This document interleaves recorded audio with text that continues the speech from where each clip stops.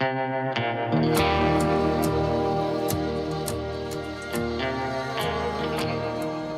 folks. This is Jeff Canada.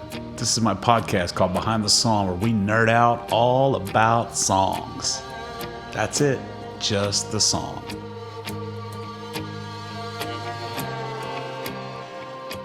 All right, ladies and gentlemen, here with my buddy John Kott. What is up, homie?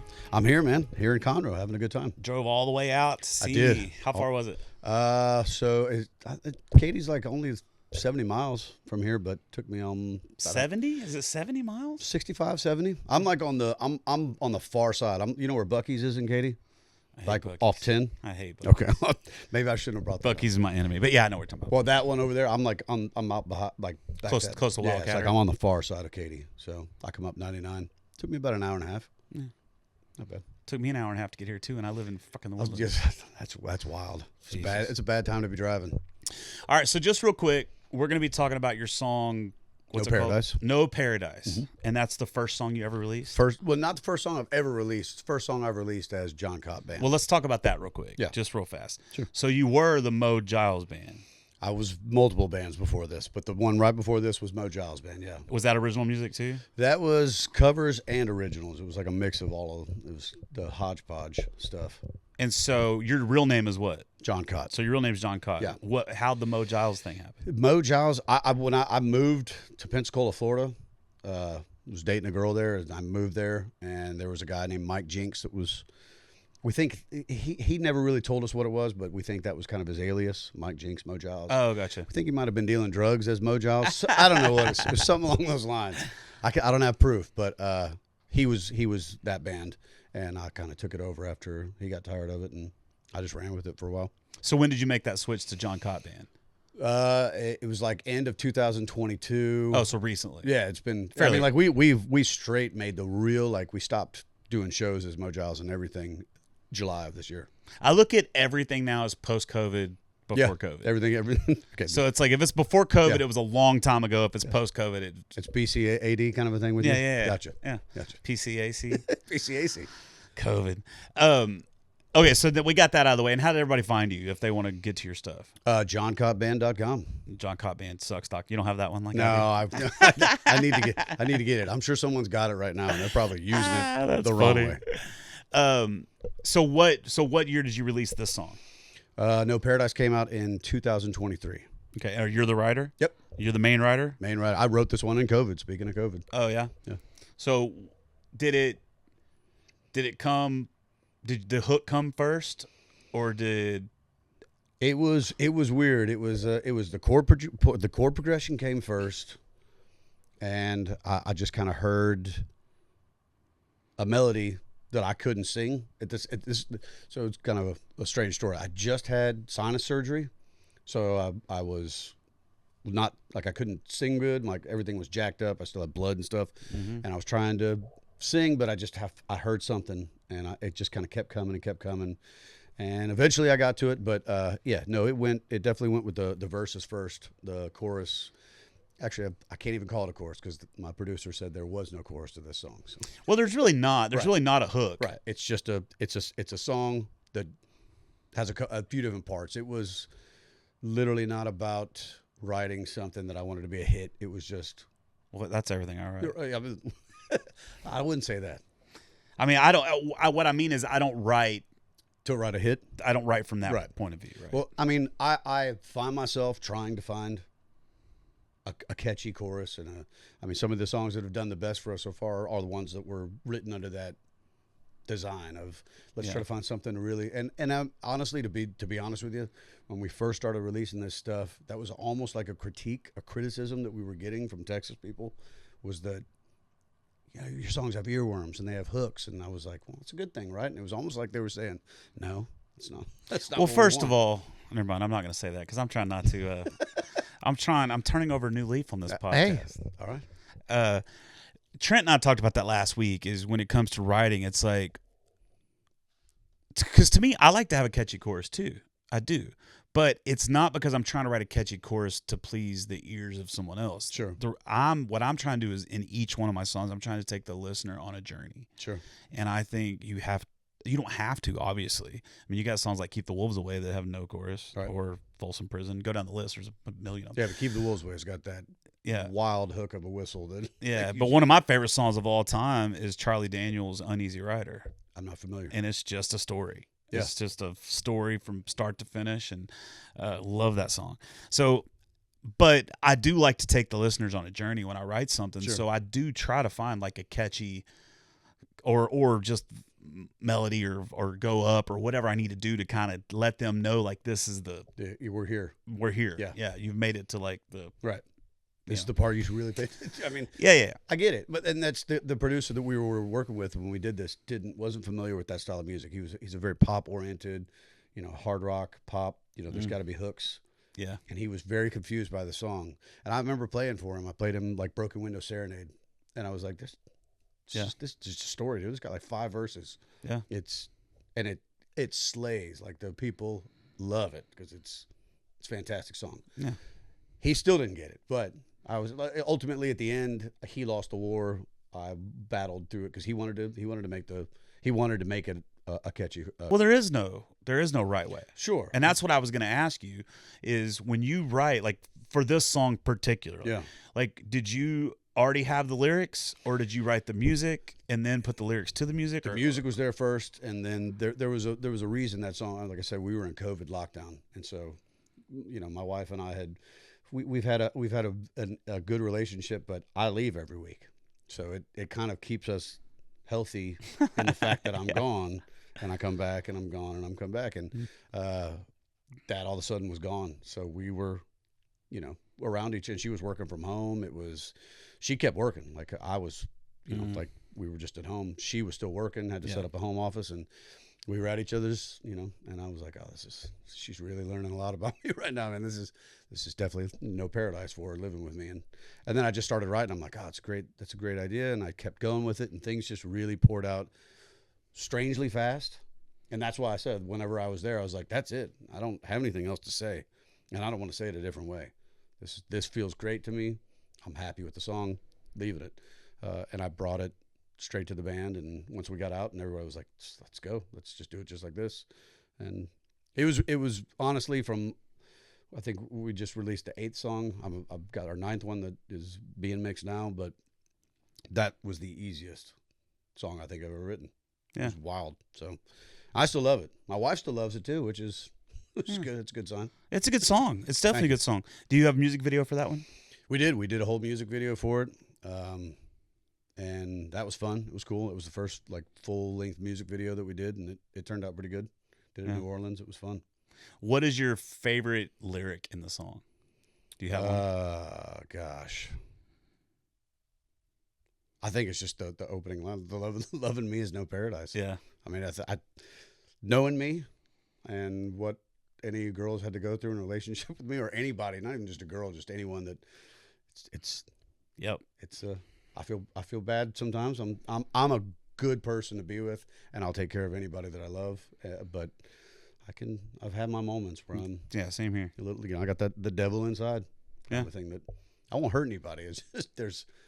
Yeah, I think we all have capable. This is a hard industry. It is. Like this is hard. And how long have you been playing live? I have been doing this. So I'm 50. And I've been doing this live. I think my first show was 21. Last job. So probably around the same time as me. Yeah, like 30. It's almost 30 years. Yeah. I've been playing full time. Like this is my only job for 18 years. Yeah, I think I've been at that about 26. Yeah. So, but we came up in a time where there was no social media. No, there was none. And so, dude, MySpace was coming out. Yeah. And so, but if you wanted to have some extracurricular activities, it wasn't a big deal because there wasn't cell phone cameras, there wasn't any of that stuff. Everything's there. And now it's like you can't. Not that I would do that anyway, right. But I've definitely done it. Oh no, yeah. I mean, when you're younger, you make some wild decisions. No, that is no joke, bro. That is no joke. That's the time to do it if you're gonna do it. Yeah. Mess up when you're young, dude. Yeah. You got plenty of time to. I'm still messing up. Yeah, I mean, just not. I'm messing up in a different way. Yeah, definitely in a different way. Same here. Listen, I'm dating a girl from Detroit, Really? So there's no way I'm fucking I lived around. up there for like 22 years. Really? I'm not fucking around with her. She will shank you. Dude, trust me. I lived up there. I know. And I don't want to. That's a better reason. You know what I mean? It's like Maybe not so much to fear, but that's a good reason. yeah. Yeah. She wills you not to. Yeah. That's good. So you're at like 66,000 spins on that song on Spotify. Yeah. Are you noticing that Spotify's the most out of all the other platforms? I think on Apple, there's about 33,000 or something like that on there. Yeah. We definitely, that song, like I said, it was our first song and it's done well. But there's another, Killing Time's done better. Yeah. It's just, and I think it's because it's just got a bigger hook and it sunk into a bigger audience, I guess. But Spotify is definitely where I try to push as many people as I can. I wasn't even into Spotify. I used Apple. I still use Apple. Yeah, me to too. This day. I did. I'm at Spotify now, but I use Spotify. I use Spotify basically to check people out and find things out and check on us. But I still to this day. I still listen to all my music through Apple. They were genius when they set up the thing because they said we're going to put your monthly listeners as a public thing where everybody can see. It's wild. And so when they did that, it's a perfect. Spotify is literally the perfect business. Yeah. The people that are doing all of the work also have to do all of the promotion and get none of the money. Yeah. It's perfect. Yeah. Like that's a good way of putting it. Yeah, there's not a better business model made. Yeah. As long as you can successfully do it. They are killing it. Yeah. They're doing pretty well. I think that's going to change. You think so? Yeah, I think it's going around pretty much in the industry that in the next 5 years Spotify will not even be a thing. Really? Yeah. You think someone's going to buy them out, or they're just going to run themselves? I think they're just making too many mistakes. You know, they got the CEO that's going around and talking shit about, you know, the cost of putting stuff out is little to nothing these days, which is, I don't know where he's getting that information. Yeah. I don't know where he's getting that information at. I mean, it's $2,000-$3,000 a song to record one. Sure. That's just recording it. I mean, yeah, granted, anybody can record something in there. We were talking about this before. Maybe the podcast. That's where he's going at. Yeah. Yeah. And so, yeah, I mean, yeah, I can sit down with an acoustic guitar on here and just record something and put it on Spotify for nothing. But come on. I didn't know it. Yeah. Is quality not a thing? Yeah. You know what I'm saying? There's plenty of that out there. Yeah. Yeah, but I think it depends on if that's what you're going for. For example, like Zach Bryan. He's the perfect example for that. Zach Bryan's production on his records is not great. No, stuff's out of tune. It's out of tune. Timing's off. It's actually, if I was to hear that, I probably wouldn't like it if I didn't already know who he was. Well, I mean, and I tell people all the time, I'm like, there's millions of that dude out there. Maybe not that are as esoteric or poetic as he is, of the ability that he has to put the words together that he does, which is, he's got a really cool vision. He's got a killer mind. Yeah. And I'm the way the guy churns out songs too is frightening almost, because he just puts them out like. But there's a lot of guys out there I think that have been writing and doing stuff at that same level. But that's that lucky. It's that lucky lottery. It was everything was right. Yeah, and that's what I try to tell everybody all the time. It's like, you know, especially right now, as everybody's kind of complaining about there not being enough, or they're not having enough time to do all the things that we have to do, right? Right. And so it's like, they're just gonna focus on this. Right? Like, I'm an artist. I'm just going to focus on this. The problem is the less things you do, the less chance you have to look at content, songs, videos, reels, Facebook posts, podcasts. You have to look at everything you do like you're buying a lottery ticket. Yeah. It's another chance. And the more lottery tickets you buy, the better chance you have of winning the lottery. Yeah. Because that's really what these guys have done. Oliver Anthony, who won the lottery. Come on, let's just that was another wild one. You know, let's just admit the guy won the lottery. Yeah. Was it a great song? It was a great song. Perfect timing, perfect setting, cool looking natural environment, everything. Yeah. That dude set that whole thing with that. Like, how many people are in the woods now? I mean, I'm guilty of it too. Like, how many people are in the woods filming videos because it worked. It was just perfect, and so you know, you just have to do it. You just have to keep putting stuff out. No, for sure. But it is frustrating. It's so frustrating. It's frustrating as hell. It is so frustrating. But I'm at the point now where I'm not complaining about it anymore because I'm kind of loving the struggle now. Hey, I mean, it's, you know, I'm kind of finding. It's weird. I'm finding this little bit of peace in the chaos. Show me. Show me how. I don't know how, but I really am. I want to learn. Like I really am, and it's cool. It's cool to do, man. Because I just think we have to get back to the song, and that's why I wanted to start this podcast. I want to have you on to talk about this song. Like I think we have to start there. Yeah. I think the majority of us. There's always going to be outliers. There's always going to be exceptions to the rules, but we have to start with the song. Yeah. And I think if we can get something like this to take off, right? Like let's say we do the performance and this song takes off, right? It helps everybody because it's getting back to the song. True. It's not back to, you got Hawk Tua girl that's on tour and you know what I mean? I know what you mean. And it's like when I saw your post, I was like, this is a great idea. Yeah. And that post did well. Which means a lot of people. Yeah, it did do well. It did do well. Yeah. And I can't wait to see who I get on here. And the cool thing is these aren't 3 hours. They're, the conversations, it's got to be less than 30 minutes. Sure. I'm not going over that. Yeah. I don't want to get too into the industry and all that nonsense, radio or not. There's a place for that, but this is this is about you and about your song and about your writing. And so that's my second question is on your normal writing process. Like walk me through your normal writing process, or do you even have one? I mean, that's what we were just talking about when I was asking like how interested I'd be to see what someone else is, because there's really, for me, it's a chord progression and a melody. If I find a chord progression that I think sounds cool or that is fitting my mood at that moment, the tempo of it, the feel of it. If I find something like that, then I try to find a melody, and I'm not singing anything. I'm just finding the melody. And then after that, it kind of there's one thing we did some shows with Nickelback back in the day, and I feel like I go back to that thought of when Chad Kroeger told me this too much. Maybe that's why it'd be interesting to not think about it sometimes. But he was telling me how when we wrote Photograph, that he had no intention of it being that. He just literally, those first words were, look at this photograph, was what came out. And he was like, I don't even know what the hell that means, but that sounds perfect. I'm going to write a song that way. So half of the songs, probably at least that I write, fall into that category where it kind of feels whatever once I found the melody and then words flow out. Yeah. I might just follow those words, follow the words, and that leads me into the song somewhere. But some of the songs I write, there's definitely a topic that starts. But for me, it's always chord progression to melody, and then I'll fill in the words.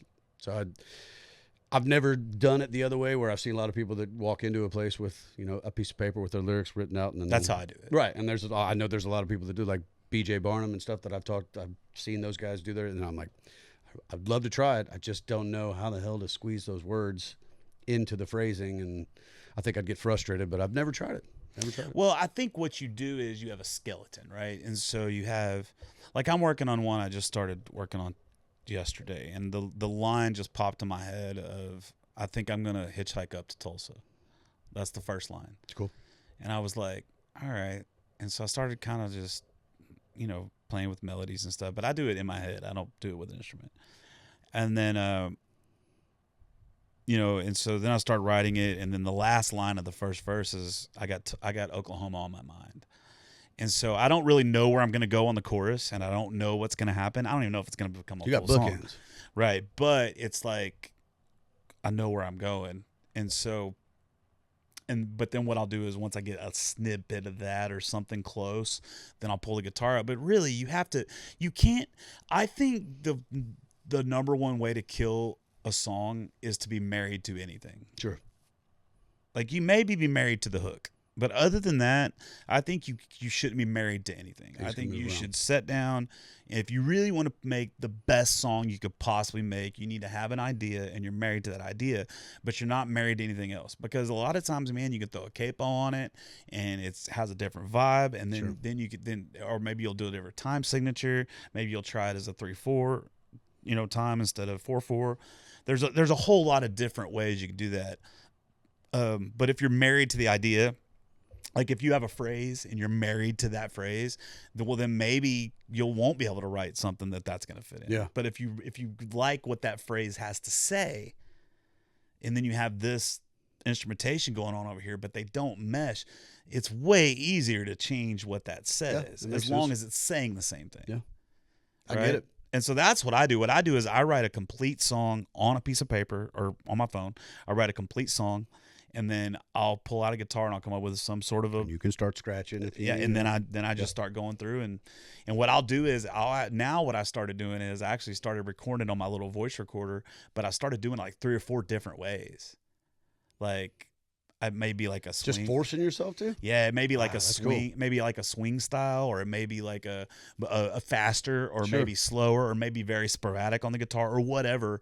Just so that way I can listen to Yeah. it and be like, okay, what is this got going on? Man, see, this is what I'm talking about. Yeah. That's a new technique. I've never. Yeah. That's cool. As That's hell, very though. recent. That's like within like the last probably 3 or 4 months That's that I've pushing been it doing because that. you never know what you could find. Well, and what's cool about that is whenever you do that, you can actually stumble on other Oh songs yeah, for too. sure. Yeah. Where it's like, I was doing this song this way, but I like it this Yeah, way that's better. really but I cool, yeah. still Yeah, like but- that but I can thing do that over with there. somebody, yeah. Now all of a sudden you got 2 songs. Yeah, and now you Yeah. got 2 songs. I mean, I've never sat down and written like a whole song like that, but I've got, dude. I mean, hundreds, possibly thousands of notes in my phone. Oh, that's a cool line. Oh, but turning to it and then making a song out of it, I've never done. I do need to try. I are you a big writer, big reader? Yeah, I don't read as much as I used to, for sure. I used to, like, when I was younger, I would read like 2 Yeah. books a month. Now it's like, I don't know. I'm output only, really. I Yeah. don't really, you know what I mean? It's Output like, only. if I got time to read, I got time to write. There you go. I like it. Back to your song. So, you released this song in 2020, 2023. 2023. It's January of 23. January of 2023. And got 66,000 spins on Spotify. Yeah, and I mean most of those were already. I'm like I said, it's still on that Texas Country Now playlist, but maybe, I mean that playlist is huge, and I think we're somewhere down on the bottom of that thing. So we get like 50, 60 spins a day just from that thing. And I've also told you there's a minute of silence on the end of that song, Yeah. so it's just kind of a cursed tune. But That's kind of crazy that they put that on that playlist with that silence on the end. first song we ever put out, number 1, gets on 2 playlists. Not even that, they got on that New Music Friday, which we were out there with Morgan Wallen and people on that level, and it's like what? Yeah. How did we get on this thing? And who distributed that song? We did. Through what? We went through DistroKid. DistroKid. We had like 0 fans, no songs, nothing. Picked up on those 2 things with a minute of silence. Lottery, dude. It's just wild. Yeah, that's awesome. Because Yeah. I've got 43 songs out. I've never been playlisted. Not once. I'm telling you, it's we shouldn't have. Yeah. Number 1, and nothing else we've been has touched. Did you pitch it? Yeah, for Yeah. sure. And you pitch everything you do? Everything. Yeah. I mean, I still gotta gamble it out. Yeah, I have one coming out Friday. Really, this Friday? Yeah, and I Nice. don't think I pitched it. I should probably do that. I was going to say that the guy that Sam Donald that I work with, he's got one coming out on Friday too, Yeah. and his company hasn't pitched it either, but I think they have the inside scoop. they seem to somehow always get it on a playlist now. Yeah, I don't know. I'm at the point now where it's like, I don't care. Yeah. You could playlist it or not. I mean, the one thing I will say, and maybe I'm not speaking for everybody's songs. Some of the stuff does work, but from what I've seen from mine and from Sam's, there's not a lot of new fan base that grows from it. I Yeah. almost feel like a lot of those playlists, I mean, it's going to get you some money. It's going to make your numbers go up, but I haven't seen where it's done like a big fan base change. I feel like a lot of it is maybe supermarket, things like that it's just being played in the background of places. I don't know. To me, it didn't do much for us. Let's put it that way. Like we didn't gain a ton of followers from it. And the stuff I've seen from Sam was the same way. Like, yeah, I don't think it does. yeah. I think I think that there's so much noise out there that it's got to take something special to get it past for just sure. surface level. And I feel like those guys too get on. If you get on one playlist, it's not going to do anything for you. But if you get on like the guys that get like, they put a song out, they get on 6 playlists, you're probably going to see some action just because you're getting pushed in front of as many people as possible. So, but I think the only way to do that now is if you got a label behind someone's pushing you. Yeah. So, well, cool, man. Do you want to play the song for them? And yeah, I'll try it. I'll give it out. Yeah, we'll pull it out and we'll just get you a performance of it. Let's do it. Let's do it. All right, man. John Kott, y'all.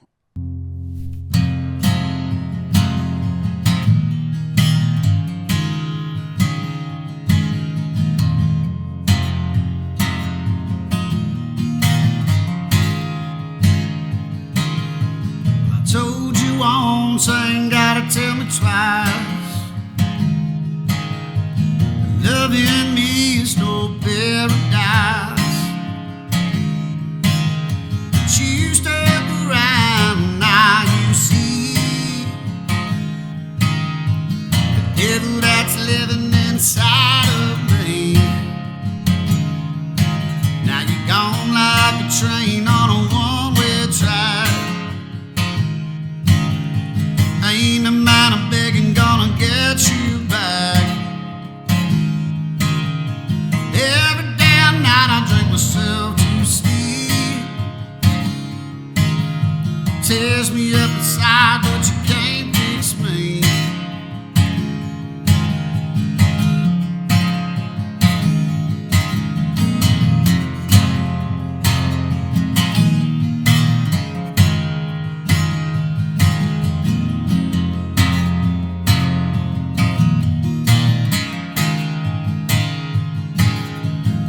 I've been walking the streets like a stray. Heard from a friend he was doing okay. I'd be lying if I said that's what I wanna hear. I needed to think, but you were drowning in your tears.